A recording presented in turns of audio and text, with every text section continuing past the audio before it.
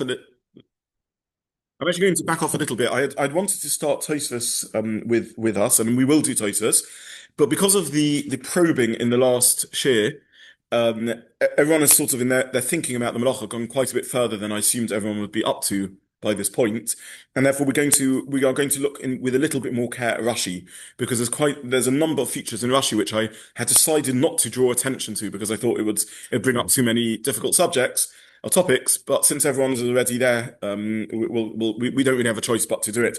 So I'll simply remind you in terms of headlines that two issues came up in the last couple of shiurim, which I hadn't really planned to bring up, but sort of emerged from the questioning. The first is there was a lot of discomfort around the relationship between Hotzaah when I am handing objects over and Hotzaah when I'm walking over with the object itself. And we're not talking about Zorig. Zorig's its own tolda. We're not going to go into that. And also sort of questioning about when exactly is the transfer happening when I'm holding an object in my hand. I think someone even asked specifically a question, and I kind of pushed it off because I was trying to avoid us all being overwhelmed. But if everyone's thoughts are around these topics, I don't think we have a choice but to think about this.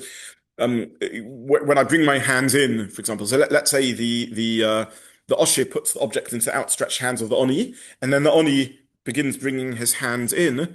At what point does the real transfer of Rishus take place? At what point does it travel across from Rishus to Rishus? And at what point does it land in the new Rishus? So I sort of wanted to duck all these questions because they are kind of discussed later in the Gemara. But since everyone is worrying about them, I think we should spend a little bit of time thinking about it. And therefore I want us to go back to visit Rashi, if that's okay. Rashi on the Mishnah. So Rashi, Divrei HaMaschil, Oishanotal Mitocha V'Hotzi. So that is, in my print, it's about halfway down the narrow lines of Rashi. Oishanotal Mitocha V'Hotzi.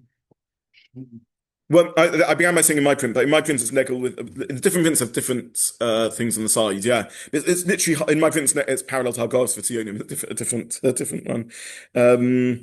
Okay, but it's halfway down the narrow lines of Rashi. That hopefully is for everyone. Okay, so let's contextualize this. So this is the Oni sticks his hand into the Balabais' Rishus and takes the object from the Balabais' hand and brings it out. So the Oni sticks his hands into a foreign Rishus, into the alternative Rishus, and draws his hand in.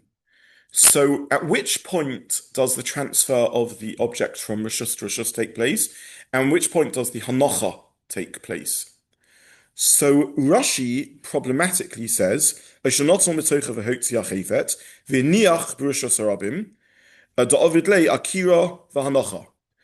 he takes the object from the hands of the Osher, the Balabayis, I'm sorry, and he places it in and he brings it into his Rishus and he puts it down. He puts it down.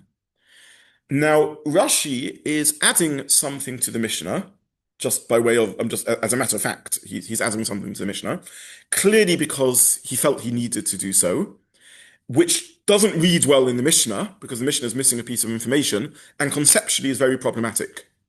What do I mean by that? You could have argued that with the Oni bringing his hand into the Rishus, Hanocha takes place automatically. Why? Because if you see that placing something into the hands of someone standing in the Rishus is Hanocha, you're Maisa Omud, you're just placing it into someone's hand, then surely once the Oni brings his hand into his Rishus, the Chayfetz is automatically Munach in that Rishus. Again, let's just try and think with care. We're going to have to really think with precision and care. An Osher is standing with an object in his hand. If I remove the object from the hands of the Osher, I've done an Akira. That means to say that an object placed in my hands is munach in the Rishus. How is it munach in the Rishus? Oh, it's in my hands. The answer is I'm a human table. So the object is placed in my hands. I remove the object from my hands. I've removed it from the human table that the Maisa Omot of the Balabai, of the Osher. Just muting you. One second. And a great point, but I just want to spell out the question. The Oni therefore has done an Akira. The Oni then has the chayfetz in his outstretched hand. At that point, I understand that there maybe hasn't yet been a transfer of Rishus, and there hasn't yet been a Halacha. Why? Because my hands and my body are in a different Rishus. The Oni then brings the hands into their Rishus. Surely, as soon as the hands and the Oni are in the same Rishus, the Hanocha has occurred, and therefore the melacha is finished, because the object is now found in the Rishus, on a human table, aka the hands of the person standing in their Rishus.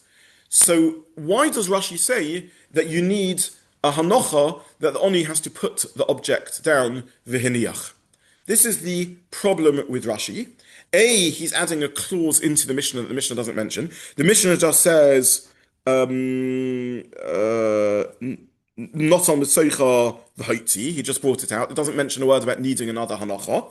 Rashi adds in textually to the Mishnah that you need a Halacha. So clearly Rashi is bothered by something conceptually. He's so convinced that the Oni has to put it down that he's willing to Rashi, ever sensitive to nuance of language, is willing to add another clause into a Mishnah. It's a pretty bad clause to miss out, by the way. We've got a Mishnah teaching us about Akira and Hanocha, and it misses out the Hanocha. So it's not a trivial addition to the Mishnah, but Rashi's so bothered conceptually that he has to add this in, and we don't understand why it's needed at all. Because surely, if the object is on the hand of someone standing there, that means that it's a moving table. Okay, Gary, you've been waiting patiently to say, no, I just want to spell out the question. Not literally, he has to be stationary.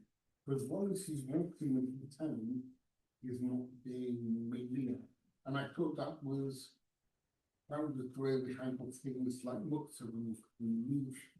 If you can move something, if you don't stop, just move all the way you want to move it. May I add just to... Yes. I thought a hand was out of that was considered as though it was shut on its own. Okay, we're going to come to all these points, but you see clearly that a hand in a rishus is deemed a table, right? In which case, I'm going to come back to Gary's point, but in which case, just like if the Oni takes it from the hands of the Oshir, that's called Akira, surely it now being in the hands of the Oni is Hanacha. Okay, so this is but even given your answer, this is a phenomenal question. This is a crowbar question to bring out something or other that we're clearly missing in this conversation. Your theory may be right, may be wrong, and we'll come to it in a moment. But I just want to spell out this is an important question to ask. And it's a question asked of no less by Rabbi Zobin. So it's a major question on Rashi, which we're going to use as a crowbar. Let's put aside for a moment. We'll come back to it literally in a couple of minutes. But your suggestion, sorry, yeah. Oh, sorry, thought you misread your body language. Yeah. Spelling out the halacha of standing in the road. I think it is terrible. I mean, not terrible and great crimes that a person can commit, but yeah. I mean, I think it's a bad reading of Rashi. Because Rashi does v'hiniach and he put it down. If Rashi meant to say that through this, you put it down, I think that Rashi's adding an extra condition. I would bounce this point back to Gary and say it's not quite as terrible, but it is a bit of a weakness in Rashi if your point, if the issue going on is simply the movement, because then again, all you have to do is stop moving and the hanocha occurs by itself. Rashi it's not quite, again, to say that Rashi means literally that as you bring your hand in, that is automatically a hanocha, I think is a poor reading in Rashi. He sounds v'hiniach, he did something else. You could, a little less bad than that is you could argue that stopping your hands is what Rashi means by the v'hiniach. It's not a great reading either. There's other ways to say you stopped moving your hands. V'hiniach seems to say that you're putting it down. But it could be that Rashi simply means you stop moving your hands at that point. Okay, so Gary has made the suggestion that whilst the hand that is still is a hanacha, a hand that is in movement is not a hanacha. Okay, so and yesh lachkar if it's a good reading of Rashi or not. Maybe yeah, maybe not. Maybe v'hiniach Rashi simply means is you lay your hand to rest, you stop moving your hand. That's what you could say. But say it doesn't mean anything additional, I think is a poor reading in Rashi. Yeah. That deducing from the following parts of the Mishnah that Hanocha and Akira are necessary parts of Hotzaah. Hanocha is definitely necessary. The question is, what is a hanacha? You could argue that the hanacha happens automatically merely by bringing your hands into the rishus. This is why I call this a crowbar question, because it forces us to think about you need akira removal from rishus, and hanacha somehow that becomes placed and established in the new rishus. But what is that act of hanacha? Now, you could have thought that merely bringing my hands in now means that the object is placed in the hands of a human standing in a rishus. That's called hanacha. In the same way as if the osher places it in Oni's hand, that would be hanacha, right? We have a mission that tells us that someone is standing in a rishus. I place an object in the hand. That's a hanacha. So you see you have to place an object in a rishus or remove it from a rishus. You can move it off a table. And you can move it off a human table, the hands of a human standing in the rishus. So surely the Oni, once he brings his hands in, has become a mere human table. Answers Gary, it's in motion. Maybe that's insufficient. Maybe yeah, maybe not. We have to see if there's rise for that principle. But it's certainly a possible explanation of Rashi. So hanacha is needed. The question is, v'hiniach, do you need a separate act of hanacha, or is it automatic just by bringing your hands back into the rishus? Yeah. There's a problem about the mask. So the problem is, if you bring it into your rishus, it's kind of me'elav, Yeah. and you haven't actually done the Okay, super. There are two intuitions floating around about what might be the answer to Rashi. Intuition number one is an outcome intuition. I'm thinking this is Gary's intuition, which is it isn't established in the rishus if it's still in motion. So the outcome, every melachot needs an achievement. The achievement always has to have happened. I'm only chayav for baking bread if I put dough in the oven and to some degree or other it becomes crusty and so on. Now we can learn hilchas afiyah and work out how baked does it have to be to cross that threshold. If it's in the oven for 5 minutes, it becomes somewhat cooked. If it's in the oven for half an hour, it becomes fully cooked. What happens if it's in the oven for 20 minutes and it's partially cooked? What level is the outcome of the melacha? Hotzaah is a bit of a tricky melacha because the outcome isn't as clear as is with other melachos, but somehow relocating a chayfetz, we're going to have to get our head around that. A new location is a choshev outcome. So one intuition is that what's lacking, according to Rashi's thinking, is an outcome limitation. Since my hand is moving, it's not yet placed in the new rishus. A second intuition is it's my human engagement with the melacha that's lacking. The reason, or perhaps part of the reason why I need hanacha is placing an object down in the rishus, and the act of sort of deliberately doing so. And here where it happens me'elav, it happens by itself, is lacking in my engagement. I haven't done a ma'aseh hanacha, and that's what is lacking over here. And that's also a reasonable suggestion and answer to Rashi. Now, there is a Gemara later that talks about the other type of carrying, which is where what we think of as carrying, which is you have an object in your hands or in your pocket and you walk along. So Gemara talks about someone who has something in their hands. They leave their house with this object in their hands or their pocket, for all we care, it's the same thing. And they walk into a Rishus HaRabim. And the Gemara discusses really Karen's point, which is, do you need a specific akira and specific hanacha, or is it enough that I am doing akiras gufay and hanachas gufay? The way the Gemara phrases this is akiras gufay ka akiras chayfetz, and is hanachas gufay ka hanachas chayfetz. In other words, really, the memela point, the automatic point, I'm not doing anything to the object. I've simply got the object in my hand. I was standing in my house. I then was oiku my guf, I began moving. I walked into the other rishus and was meniach my guf. Is that enough to be an akiras chayfetz or akiras gufay? Rabbi Kiva Eiger argues that this is what's going on with my hand. My hand is my little guf. I take the object from the osher, that's my akira. I move my hand into my rishus. I've done a hanochas gufay of hanochas yad. And even though that, in a sense, the knock-on effect is there's a hanochas chayfetz, nonetheless that's enough. And therefore Rabbi Kiva Eiger argues that based on the Gemara later of akiras chayfetz, akiras gufay, there should be an hanochas chayfetz, hanochas gufay. The bringing in of my hand should be an act of hanocha and shouldn't lack anything. So that's how Rabbi Kiva Eiger asks the question. There is, by the way, is everyone with me in this? So I didn't want to speak about all of this because it's a little bit overwhelming because we're getting to many other topics, but the questions were so much percolating in the air last week that I just felt I couldn't ignore these points. This is Rabbi Kiva Eiger's point on Rashi. I want to make two further points. The first is that this is a stylistic point in Rashi, that Rashi on the Mishnah very often takes a pedagogical approach and explains something to us as per a havamina before the concepts are fleshed out by the Gemara. And it's possible, therefore, that we have a technical answer to Rashi, which is that it's true that once we establish all these principles later in the Gemara, such as Hanachas Chayfetz, Kanachas Gufay, you wouldn't need to say the Haniach, it would be enough to bring your hands in. But Rashi wants to lead us to what we need to think about before we've learned the Gemara, and since we haven't yet learned the Gemara that says Hanachas Chayfetz, Kanachas Gufay, therefore an informed reader would come to either Karen or Gary's point and think that the fact that it's in motion or the fact that it's happening Memela makes it insufficient to be the Melacha, and therefore Rashi wants to explain things in the Havamina before we've thought in a more sophisticated way about the concepts. So this is a stylistic feature of Rashi. I think I mentioned it when we looked at in one occasion how Rashi explained one of the Lamates Melachos in the Mishnah and Daf Ayin Gimel. I think I also had then a point. This is a generally accepted thing in Rashi. The Rashi can explain a Gemara like the Havamina. So Rabbi Kiva says it may be that Rashi is explaining the Gemara like the Havamina before the Gemara has yet established the principle of Akiras Chayfetz Kakiras Guf. All I want to mention is an astounding thing, which is there is a Rambam that argues with this, and the Rambam explains the Gemara exactly like how we would want Rashi to explain things. If I can find this, I hope I printed the Rambam. Yes, the Rambam is on the bottom of page 1, I think, in the first source sheet that I gave out. This is a Rambam in Perek Yud Gimel Halacha Beis. This is Paul's reference. All the Rambam means is that it's placed there. It's like on the table. It's firmly established in the Rishus. So if you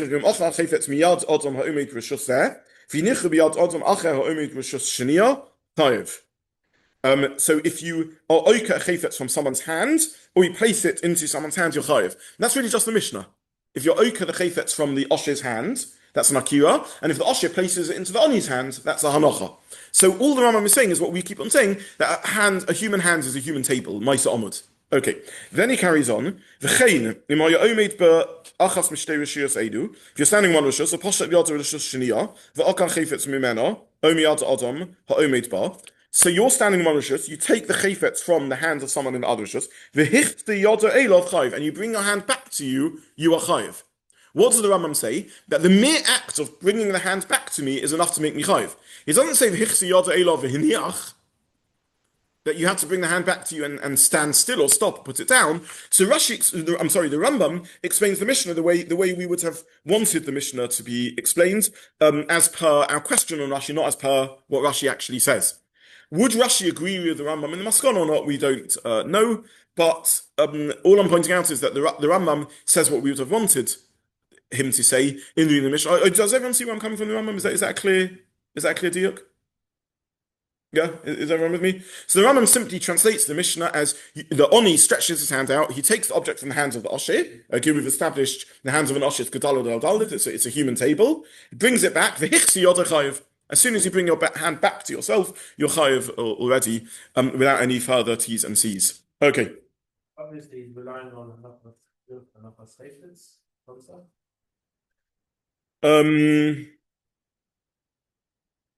I think so. I think that's the concept he's relying on. Yeah, that's the halachic principle. Yeah.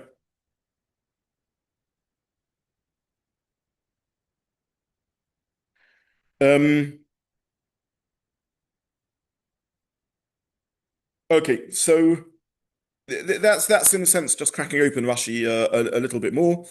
Let's have a look at actually one more Rashi since we're trying to learn Rashi in detail. This is Rashi Divrei Maschil Poshat Ta'oni. Poshat Oni in the first, I think that's the first wide line. Poshat Oni, etc. So Rashi says the Ovid le Akira. So again, just to contextualize this is the case where the Oni sticks out his hand into the house and takes the Poshat Oni es yodo lifnim. He sticks out his hand and places it inside. V'notal balabayis mitocha. And the balabais takes from it, and he takes it out. So Rashi explains, this is the case where Shneim Paturim, because they each only do half the melacha. Okay. So Rashi explains, the Ovid le Akira. So this is the case where the Oni has his hand full of an object, and then the balabais takes from it. So the Oni does Akira, v'notal balabais mesocha, and the balabais takes it from him, v'niach bifnim, and places it inside. The Ovid le balabais hanocha, and therefore the balabais has done the hanocha. So what do we make of that, Rashi? Very difficult to understand why it's not then Akira and Ochos good. Well, Akira the Oni did, but the Why it's not. a Hanochas Guf, yeah. This is really a mysterious Rashi because here the Balabayas again, the Oni sticks his hands into the Rosh Hashanah. So he's done Akira. He lifts up an object, he sticks his hands into Rosh Hashanah. The Balabais then takes it from him. So let's stop at that point. The Balabais is now holding the object in his hand, right? And he's standing still. So we don't have Gary's answer because the Balabais is standing still. I think we don't have Karen's answer either because the Balabais has taken the object out of the hands of the Oni and is holding the object in the Rishus. So what on earth is lacking over here? So what does Rashi mean in this case? Yeah, Zach. You may have said this a few moments ago, but we're discussing whether when Rashi says hiniach, is he describing a situation or is he describing an additional action? So if he's describing an additional action, then there's problems. If he's just describing a situation, then so this is a very fine point. In the earlier Rashi, I don't think it reads well to say that Rashi is explaining to us what's going on, that there's a v'hiniach happening automatically, that he's describing, as he puts it, he's describing a situation. I don't think that reads well in the Rashi. In this Rashi, I think you can just about get away with it. In the earlier Rashi, it seems to me, the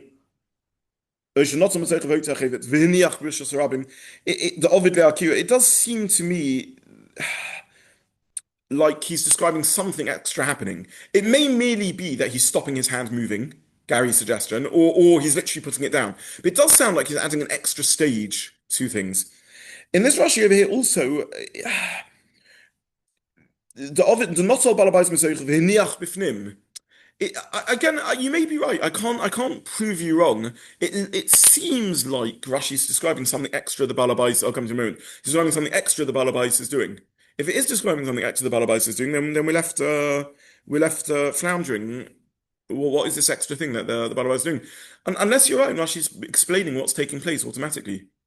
I don't know. It's very, very difficult. Yeah, but of the day, Balabais are not. Yeah. That is the description of what's happening. Yeah. That if Rashi means in Lomdus that's a hanacha, then he says it twice. Yeah, if he means as a conceptual description, then he says the same thing twice. If he means a physical thing with the first option, v'hiniach, he puts it down, and then the second thing is a conceptual thing. And here we don't have the defense of Akiras Hanachas Chayvitz Kanachas Gufa. I don't think we have either Gary or Karen Svara at this point in Rashi. I don't know. I really don't know what to make of it. Sorry? They're not just the threshold. But the thing here is, though, the point of Anachas Gufa is I'm moving. I'm not doing anything to the object. I'm doing something to myself, and the made of the object gets moved. But here, the Balabais is literally taking from Noni's hands. So, why should that not be a Hanacha? Taking the hand. Why are we not worried about it? I presume your question was why the Balabais haven't done Akira and Hanacha. Yes. I think why haven't the Oni done that? Okay, the answer is, however we exactly understand it, and we'll have to understand it better, an outstretched arm different to the location of the body isn't a hanacha. It's not firmly enough established in the other rishus. Again, the Oni does an akira. He took an object, he moved it into the house. But an outstretched arm isn't considered placed in the house until it's placed on a table or a human table in the house. That's under the concept that underlies the whole Mishnah. There's no way of escaping that.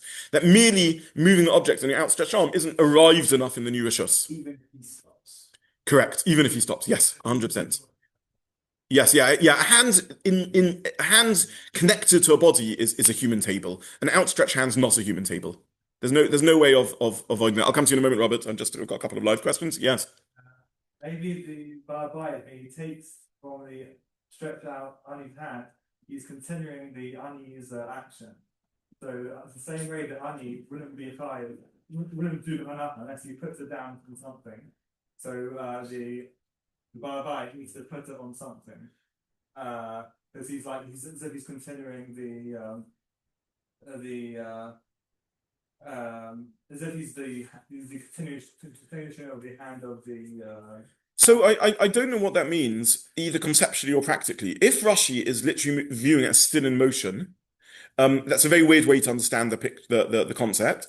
And if Rashi means conceptually, I don't know why. You've got a human standing in a rishus with an object in his hand. He acted on the object. It wasn't that he moves and the made of the object moved. He acted directly on the object. What criteria of melacha would be lacking over here? Robert has a virtual outstretched hand over here. So Robert, over to you. It's a bit of a long shot, but is he trying to underline the malacha is actually now finally complete in both cases? In other words, is there possibly, you might have thought he might then, the balabait might stick his hand back out or do something, and Rashi wants to sort of just delineate that this is very truly complete malacha because the item is I don't know, landed. and I don't want to argue too strongly because we're going to have to say Rashi something in Rashi. It doesn't. It's getting close to Zach's suggestion of descriptive or Asher's suggestion of what he called his terrible suggestion. None of these. It looks like Rashi is describing something else taking place, some other action, because Rashi, and I hadn't noticed, but as Asher pointed out, Rashi then spells out the halachic things taking place. The Ovidei balabais hanocha, the balabais is doing hanocha. So, and in the early Rashi, the Ovidei akira hanocha. So Rashi's spelling out the concept, the halachic concept of what's taking place over here. So he's describing seemingly, ostensibly, some other physical action, which, on face value, should be the simplest physical action taking place, as Rashi says, and I don't know why Rashi needs this. Okay, so we're concluding. We've run out of time. We're concluding with the surrender in Rashi. It's not a happy place to be, but that's the way it is. We'll stop here for today. Tuesday, obviously, Tuesday evening. Yes, I don't plan to give share. I have other plans for then. And then Sunday, I was going to say unfortunately. I mean, unfortunately from the context of the share, but fortunately, I'm looking forward to it. We've got our short trip to Morocco Sunday and Tuesday. 2 weeks. Yeah, it's a bit of a gap. I'm really sorry about that. It's just been very disrupted at the moment. Okay. Please ask everyone. Can I just ask everyone to make a real effort to nonetheless be mechazik in learning, and also, if possible, to come to the Beis Medrash to learn. It makes a big difference to the whole feel of the program when people come. I know when there's I guess when there's not a share that maybe I don't know. I flatter myself that more people come live, but there's a share. Maybe I'm wrong. But please, if everyone can make an effort to still come live, and maybe we'll talk off group about whether someone can give a chaburah or something. We're still a bit early in the sugya for people to manage a chaburah on this subject, but maybe we can have a little topic of discussion about that. Yeah, I'm sorry that's just the way it is. Yeah. Okay. I wish everyone a good day. Thank you so much for joining.